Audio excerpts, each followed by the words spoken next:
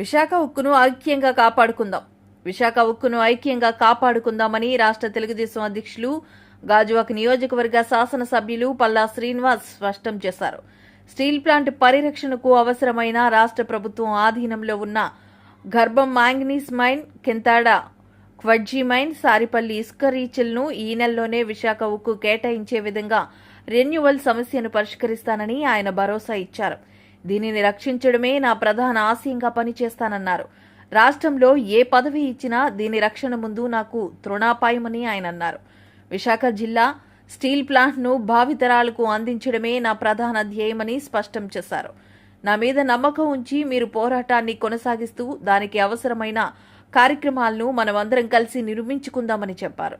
అలాగే స్థానిక పార్లమెంటు సభ్యులైన శ్రీ భరత్ని కలుపుకుంటూ స్థానిక స్టీల్ యాజమాన్యంతో ఈ నెల 24వ తారీఖులోపు చర్చించి సమగ్ర ప్రణాళికను తయారు చేసి కేంద్ర ప్రభుత్వం ముందు ప్రతిపాదిస్తానని ఈ సందర్భంగా ఆయన హామీ ఇచ్చారు.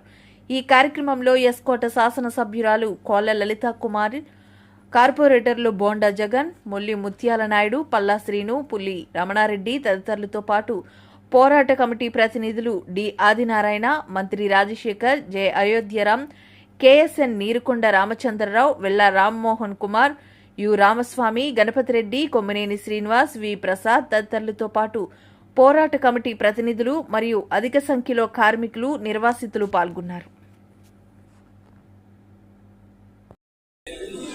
కొంత క్యాపిటల్ రీస్ట్రక్చరింగ్ లో కొంత సహకారం ముందు మైన్స్ కోసం కానీ ఇస్తే మనం కొంతకాలం నడడానికి ఆస్కారం ఉంటుంది. ఈలోగా మనకి సేల్ ప్రొసీజర్ ఏదైనా మధ్య చేయడానికి ఆస్కారం దొరుకుతుంది. లేకపోతే ఇది చాలా ప్రమాదకరమైనటువంటి పరిస్థితిలో ప్రతి నెల వెళ్ళిపోతుంది. దీన్ని లాగడానికి కొంత ఉపశమనం గమనించడానికి కొంత ఆర్థిక సహాయం చేస్తే బాగుంటుందని చెప్పేసి వారు చెప్పడం జరిగింది. అయితే సోదరులారా, నేను ఎంపీ గారు అయినటువంటి భరత్ గారిని తీసుకొని నేను ఇక్కడ ఒక రివ్యూ మీటింగ్ పెట్టుకుంటాం. ఈ 24 లోపల పెట్టుకొని ఏ విధంగా చేయాలి అని ఒక ఆలోచన తెచ్చుకొని ముందుకు వెళ్తాం. నా మీద మీరు భరోసా పెట్టండి, నమ్మకం పెట్టండి అని చెప్పేసి ఈ సందర్భంగా తెలియజేస్తున్నాం. నేను ఏ విషయం కూడా ప్రయారిటీ తీసుకోను. నా ప్రయారిటీ నా నియోజకవర్గం సంబంధించి స్టీల్ ప్లాంట్ అని చెప్పేసి మీకు తెలియజేస్తున్నాను.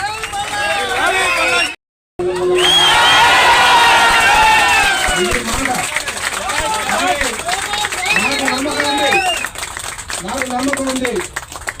ఈ ప్లాంట్ ను పరిరక్షిస్తాను, ముందుకు తీసుకెళ్తాను, భవిష్యత్ తరాలకి ఇది అందుబాటులో ఉండేటట్టుగా చేస్తానని చెప్పేసి మీకు ఈ సభాముఖంగా తెలియజేస్తూ, అలాగే ఈ పోరాట కమిటీకి కూడా తెలియజేస్తున్నాను. నమ్మకం నా మీద పెట్టండి. మీరు టెండర్ రన్ చేసినా రన్ చేయకపోయినా సరే బాధ్యత నాదని చెప్పి నా ఆఫీసు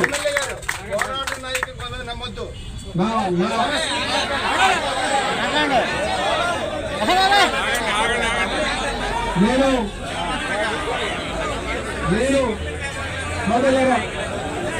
నేను ఎప్పుడు పిలిచినా నేను మీకు అందుబాటులో ఉంటాను. నేను ఎప్పుడు కూడా ఇక్కడే ఉంటానని చెప్పేసి, ఈ ప్లాంట్ పరిష్కారం వచ్చే వరకు కూడా మీతోనే ఉంటానని చెప్పేసి ఈ సందర్భంగా తెలియజేస్తూ ఇస్తానని చెప్పిన తర్వాతే నాకు ఈ మెజారిటీ వచ్చింది.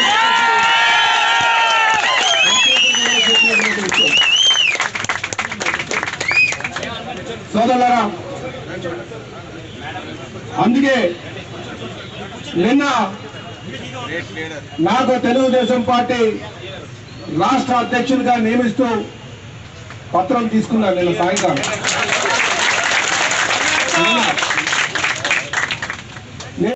పల్లా శ్రీనివాస్ అంటే గాజువాక ఎమ్మెల్యే అంతవరకే తెలుసు చాలా మందికి.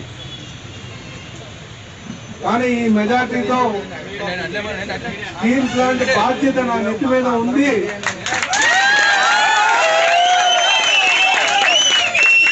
అంతా మొత్తం 175 నియోజకవర్గంలో ఉన్నటువంటి ప్రతి ఒక్కరికి కూడా తెలిసినటువంటి విషయం.